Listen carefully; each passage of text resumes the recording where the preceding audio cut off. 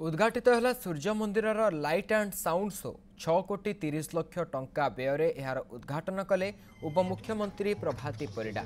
कोणार्कर इतिहास और गाथा को नहीं सूर्य मंदिर पाददेशे आलोक और ध्वनि रे पर्यटन विभाग पक्षर नूतन भाव आलोक ध्वनिर दृश्य बेस चित्ताकर्षक थिला।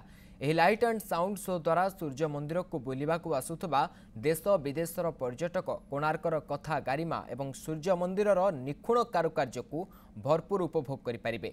कार्यक्रम को उपमुख्यमंत्री सहित जगतसिंहपुर सांसद विभु प्रसाद तराई, पर्यटन सचिव बलवंत सिंह और विभिन्न अधिकारी माने 45 मिनिट धरी उपभोग करते।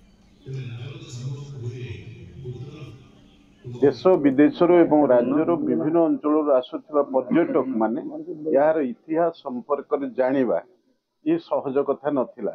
मु स्वतंत्र भाव में आमर धन्यवाद जनइबी आमर पर्यटन मंत्री उपमुख्यमंत्री प्रभाती परिडा को जी तांकर निज चेष्टार एवं पर्यटन मंत्री भाव में ये जो लाइट एंड साउंड रो जो व्यवस्था करिसेंती सेथिपई से स्वतंत्र भाव धन्यवाद पात्र।